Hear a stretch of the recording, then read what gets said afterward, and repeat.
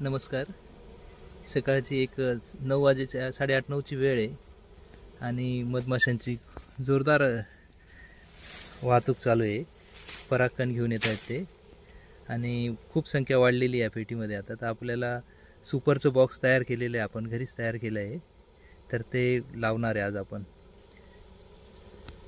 तिने ही पेटी बनवली आहे. थोडीशी पट्टी ही 2-3 मिलीमीटरने जास्त रुंद झालेली आहे आणि ही आपण त्याच्यावरती ठेवणार आहे. आणि याच्या आत जाळी असते, ती राणी माशी खालच्या पेटीतनं वर येऊ नये म्हणून. ती आता सध्या नाही आपल्याकडे, पण आता सध्या हे लावून देऊ आणि जेव्हा जाळी येईल तेव्हा परत टाकल्यानंतर मग तेव्हा परत व्हिडिओ करेल मी. एक फ्रेमची थोडीशी लांबी जास्त आहे, ती आम्हाला कट करावी लागेल कारण की वरची पेटी बसत नाही आहे. या फ्रेमची लांबी अर्धा सेंटीमीटर लांब असल्यामुळे ते पूर्ण बॉक्स एकावर एक बसत नव्हते. हे आपण कट करून घेऊ आता. आणि हे जाम होऊन जातं एकदम, मेणामुळे एकदम पॅक होऊन जातं. स्क्रूड्रायव्हरने काढतोय आपण आता. तर हा प्रयोगच आहे आपला, हे सगळं बघतच करतोय, शिकतोय आपण.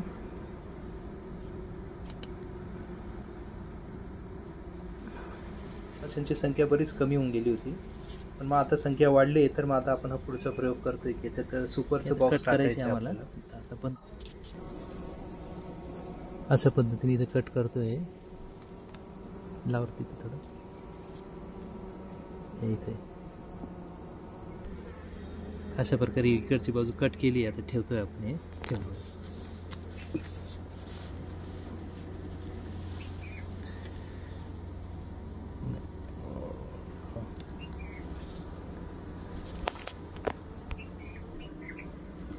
मधमाशांची संख्या खूप वाढल्यामुळे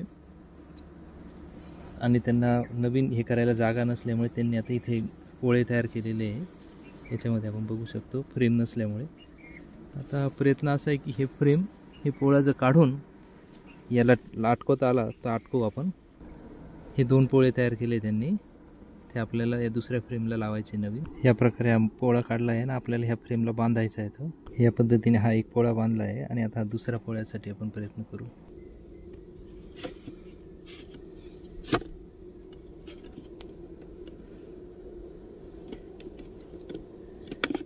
या पद्धतीने पोळा बांधलाय. आता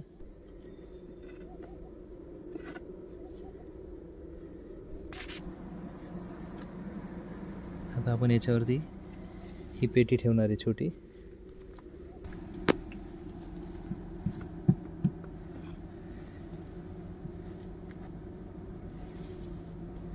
या पद्धतीने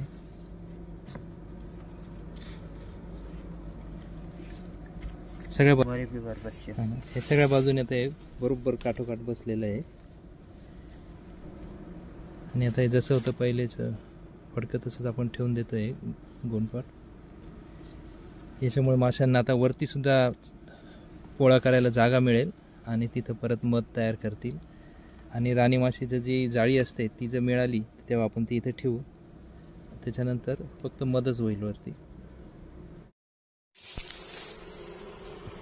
हे बाई असं बसलं आहे.